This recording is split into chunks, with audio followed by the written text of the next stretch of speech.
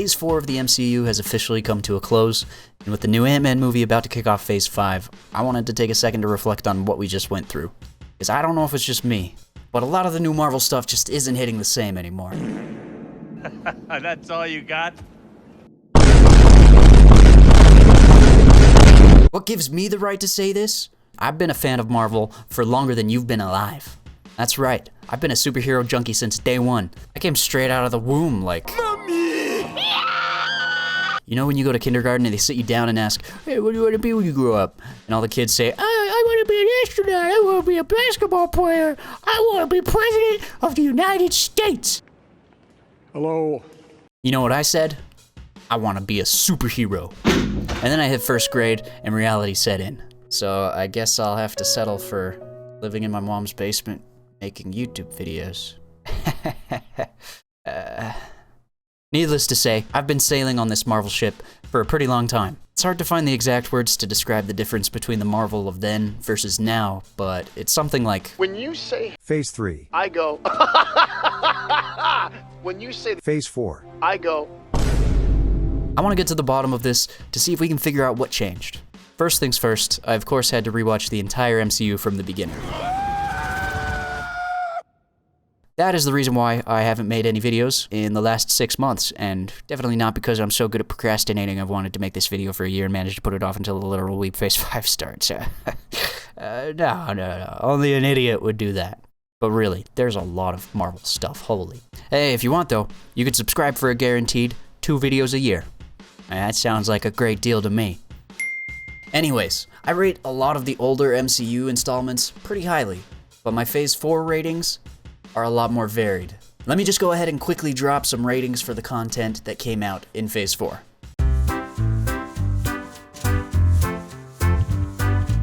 Hey, that's pretty good. They'll never know what you sacrificed for them.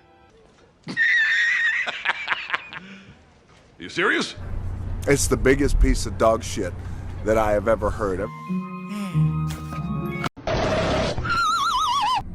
I mean, it's all right. I don't like it very much. I mean, it's all right. Ooh, that's good.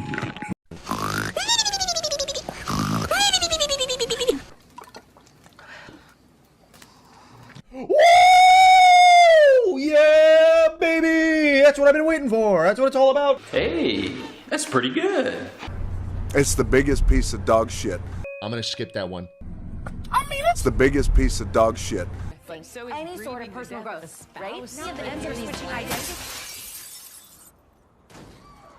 Hey, that's pretty good. So there you have it. Now, I know that a lot of you really love Marvel, and it hurts to see it talked about in a negative way. So please just understand that I'm not trying to insult you personally with this criticism that I have. The early movies of the MCU were not perfect. I don't expect the Marvel movies that come out now to be perfect. But I have narrowed down a few of the things that I believe have dropped the overall quality of the MCU. Those are story, expectation, character, and suspension of disbelief, or sex for short. And when I say story, I mean a few different things. First of all, Phase 4 in general just felt a bit scattered. Black Widow, pointless. Eternals, boring. All of those extra shows, it's a lot to take in. On the one hand, it's pretty cool that we got so much Marvel content to consume, but on the other hand, there's so much Marvel content to consume. But the biggest offender of all, it's mid. The overall quality of the writing and special effects have been dropping off a cliff. And I don't even blame the people making these things for that. You know who I do blame? Disney. There is a distinct correlation between the drop in quality and the rise in Disney Plus shows. Ugh, the Disney Plus shows. At first, they had me all kinds of interested. WandaVision was actually pretty good, until it wasn't. Falcon and the Winter Soldier was worse. Loki wasn't much better. By the time we got to Ms. Marvel, I didn't even watch that, because I'd given up on these shows. And I would rather stick my dick in a pencil sharpener than watch one more minute of She-Hulk. It really feels like we got so much new content, but none of it matters. I hear people say, oh, this is like Phase 1. They're building up a new story like they did for Endgame. No, this is completely different. In Phase 1, we were introduced to Iron Man, Captain America, Thor, and it laid the foundation for the Avengers. In Phase 4, we got Shang-Chi, which was an overall good movie. And we got The Eternals, which was, we got other new characters. We got America Chavez. She's a girl who can punch and make boom. And she killed her parents because of a bee. You like jazz? But I don't know much more about her character because she was a side character in a Doctor Strange movie. We also got Riri Williams, who is smart, and she makes suit, and she's kind of like Iron Man, but without the billions of dollars and magnetic personality. And honestly, I don't know much more about her character because she was a side character in a Black Panther movie. And I'm not entirely clear on where we go from here. We already got the Avengers, so now I guess they're building up to Avengers 2.0. If Phase 1 was building up to the Avengers, then Phase 4 was building up to your wallet. Don't you want to subscribe to Disney Plus? Besides that, I think the other big problem for Marvel is Endgame. The fact of the matter is, the MCU started with Tony, and with him gone, it feels like the story is over. Are we done here? We're talking about money here, though, so obviously they'll be pumping out Marvel movies up until the point they aren't worth it anymore. Not a lot you can do about that. Also, Endgame raised the overall stakes of the MCU so high, it makes it difficult for anything to compete. Earth is going to be destroyed? Lame. Try half the universe. You can't expect solo movies to compete with the big team projects, but I do think it affects the general story of these movies as the writers try to raise the stakes to keep us invested in the MCU. Like, I did enjoy Shang-Chi, but the whole dragon CGI festival at the end, I could have done without that.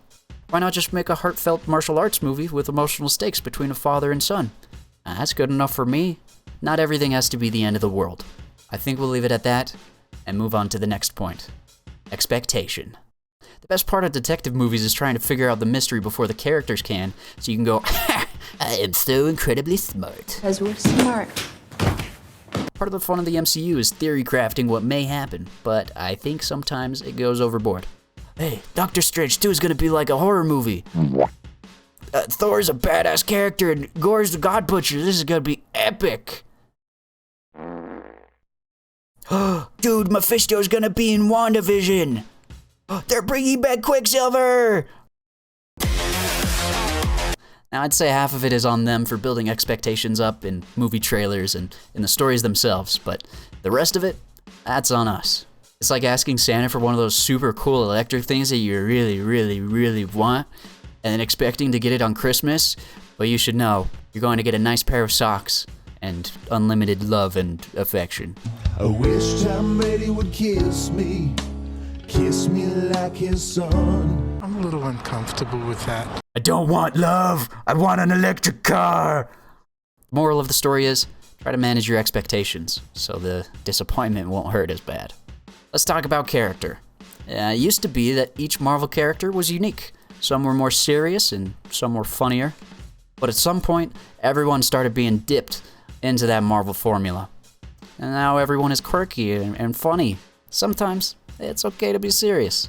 I think this all started with Guardians of the Galaxy. Now, I love the first Guardians movie. The humor worked, it had heart, and it was just a really good movie. But you take that, mix it up with some good old Joss Whedon quippy one-liners, toss it in the oven for a few years, and you run into a problem. Give Thor a dip into the formula, turn a boring character into a charming badass. Hold him under the formula for too long, and suddenly your badass turns into a dumbass, and you have a multi-million-dollar SNL skit on your hands. And look, Natalie Portman is a great actress, and she awakened a lot of things inside of me when I was a kid. But this... What about if I had, like, a cool catchphrase, like, eat this hammer, bang! Or, like, check out my hammer, bang! Like... It's just not it. It's okay to be a bit more serious. Not too serious. I don't want you to suck all the life and joy out of being a superhero like different studio, but maybe we can find a happy medium. Lastly, we have suspension of disbelief. If you didn't know, when you go into a movie, you have to turn your brain off a little bit so that you can enjoy it without feeling like it's fake the whole time. The MCU began with a really smart dude making a metal suit he can fly around in. That's not something that could really happen today, but the way the movie presents it makes it look realistic to us, so our brains tell us, oh yeah, maybe that could happen. This could be reality. Once they have that, They begin to stretch your belief slowly by introducing new things. You got superhumans, gods, aliens. You got a talking raccoon. Hey, you got a talking tree. Things get crazier, but your brain says, hey, this checks out with me. Could be real. I don't know. But then people have magic, and this guy can shrink and grow. And this dude is a living planet? This dude has a nutsack on his face? And now we have time travel and women? That's when your brain goes, hey, hold up. This doesn't make sense. Like, you really expect me to believe that there's just a giant dude sticking out of the middle of the planet and everyone's just cool with it? Nah, bro. I'm freaking out. They also retconned a lot of things in Phase 4. These super powerful beings that have been here all along, but they didn't help out in Endgame because they couldn't? Because they were here all along. This guy, he's been doing his shtick for 1,000 years. That fake out before? Yeah, that was a fake out for this fake out. This character that you watched go from evil to good to questionable to good? Yeah, she's definitely evil. You know how this super rich, super smart guy made this thing? Well, this super smart girl made this thing, which I guess makes her smarter than this girl, who was set up as smarter than this guy, who was equally smart with this guy. I guess she's pretty smart. But is this guy smarter? Nope, he's just spaghetti. Retcons and wild stories aren't necessarily a bad thing, but my mind has been pushed to the limit. And the whole Power Rangers thing is not helping. In summary, sex is my reasoning for why the MCU has dropped in quality. What does this mean going forward? I don't know. We're probably going to get some X-Men and Fantastic Four in the near future, and that's pretty cool, but at the same time, I just don't care as much as I once did. I can't. My interest has dropped along with the quality. That's not to say that I can't get reinvested. I mean, who knows? Maybe Ant-Man will blow my mind. What, did you think I wasn't going to go see Ant-Man opening night? Of course I'll be watching. How much I enjoy it remains to be seen. I'm not telling you that you shouldn't like Marvel. I'm just pointing out the current problems, because there are definitely things that Marvel can fix. But regardless of what happens, I don't think it'll ever be the same. I know a lot of people didn't like Age of Ultron all that much, but I loved it so much, I saw it 7 times in the first 2 weeks it came out in theaters. Vision says something in the movie that's pretty poetic and fits how I feel. They're doomed. Yes. But a thing isn't beautiful because it lasts. The MCU isn't great because it's the perfect golden standard for superhero movies. It's great because whatever happens to the MCU in the future, I will always be able to carry the memories and emotions that this guy with a suit and this dude with a nutsack chin gave me. And that's something that can't be taken away.